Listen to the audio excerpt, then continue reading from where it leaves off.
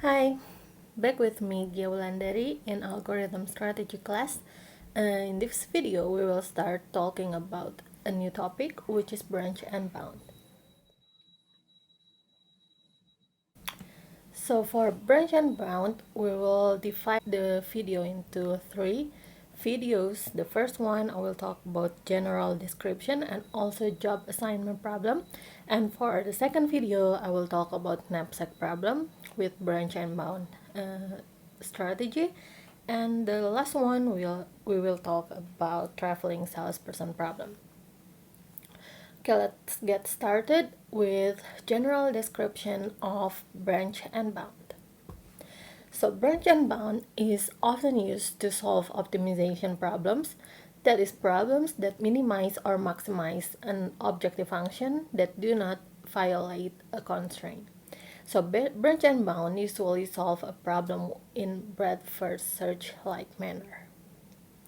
So it is actually similar to backtracking in the sense that we use state space tree to find a solution, and also we prune a node that uh, doesn't lead to a final solution. So we do not continue a node that is not promising.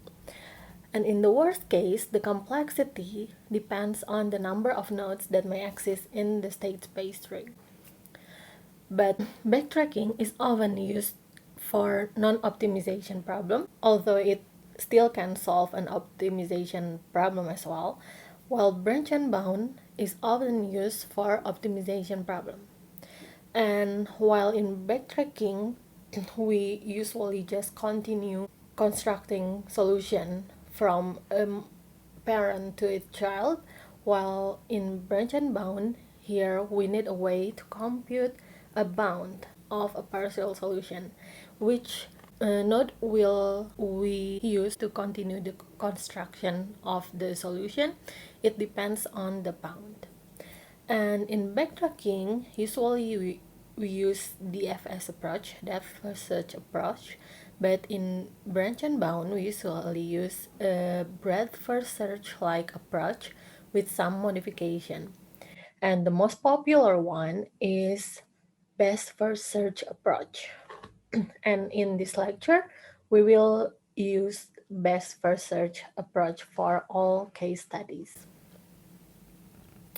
So, the general idea for best first search, like backtracking, branch and bound with best first search, constructs state space tree to find a solution. And to determine whether a partial solution is promising or not, we compute a bound for each partial solution. And like in breadth first search, we consider nodes at one level before we continue to the next level. But here, for best first search, we only need to check the children of the most promising node based on the bound. So for best first search, if you have a root node like this, you will start with all children of the root, right? So after you check all of the children, you then continue to the next generation or the next level by checking all children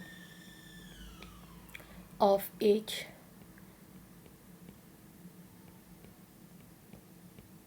parent in the first level, like this. But in best first search, we after we are done with one level, we search which one gives us a better result, which one gives us a best result. Let's say this one, so we only continue with this node.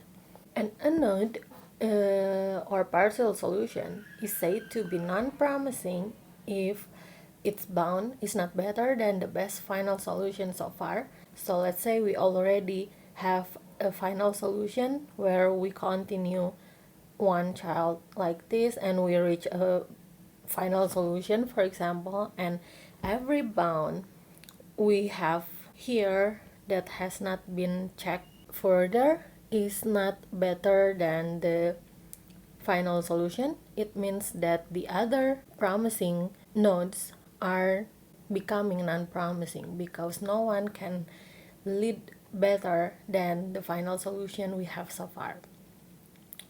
And then a node is said to be non-promising as well if it represents a non-feasible solution because it violates the constraint. So for example, let us consider job assignment problem.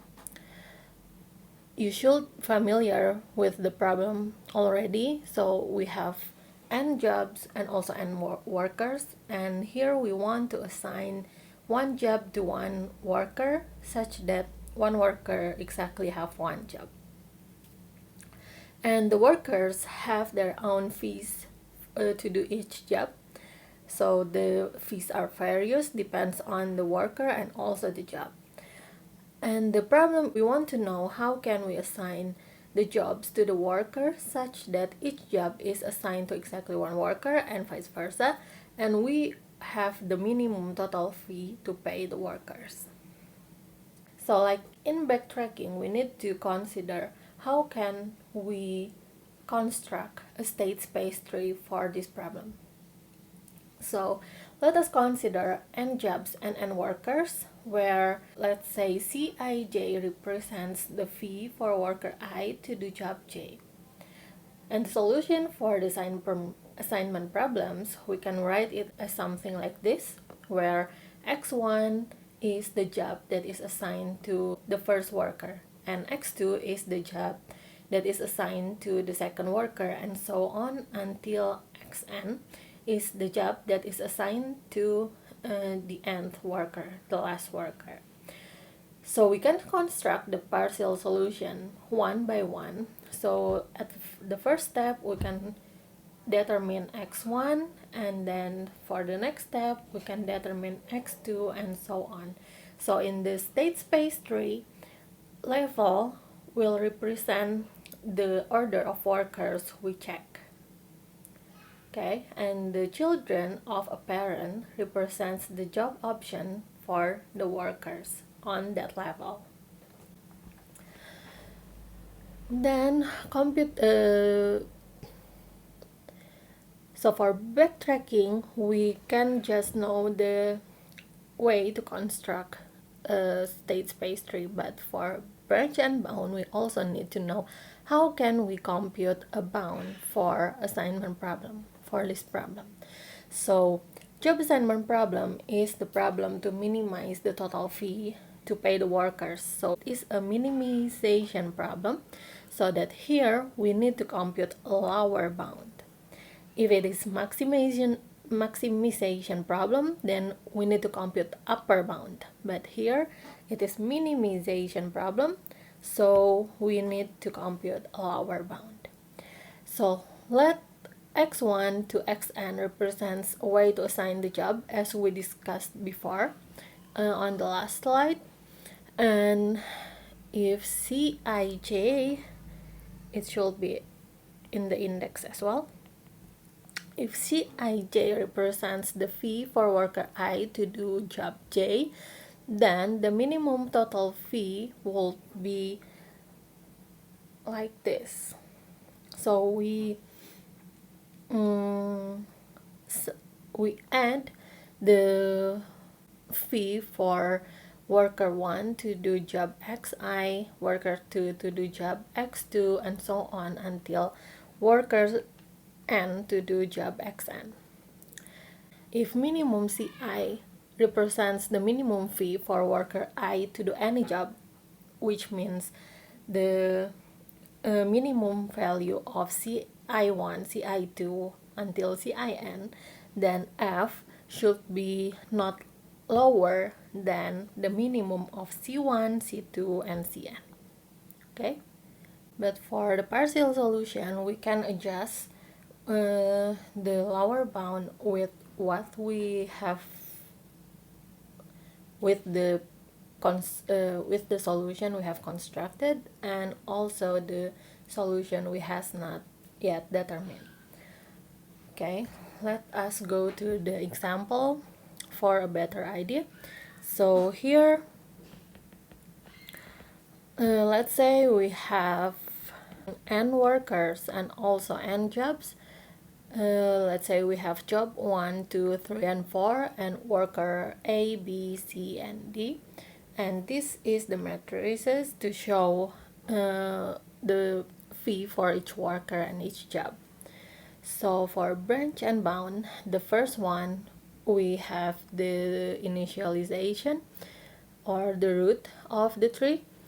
By using best first search here, we need to compute the lower bound first. So cost is the cost we already determined up to this point, and LB stands for lower bound, and the lower bound for this point will be 10 because we cannot pay worker A less than 2, let's say dollars, and for worker B we cannot pay the worker less than 3 because there's no work that has the fee less than 3, and for worker C the lowest fee we can give is 1, and for worker D the lowest fee we can give the worker is 4. So the lower bound will be the sum of them, which is 10. Okay, and for best first search here, we choose a leaf with best lower bound, which is itself because we only have one node here, so we only have one leaf in the tree up until now, so we choose the only node we have there. And then we check all children of the chosen node. So it will have 4 children because the first level is to determine the job that will be given to worker A. So worker A can be given job 1, 2, 3, or 4. So let us check the first option first. So if the worker A is given job 1, then the 9 is locked as a part of the cost. So the cost we have now is 9. So the total fee we have up to this point is 9, and the lower bound become 17. Why is that?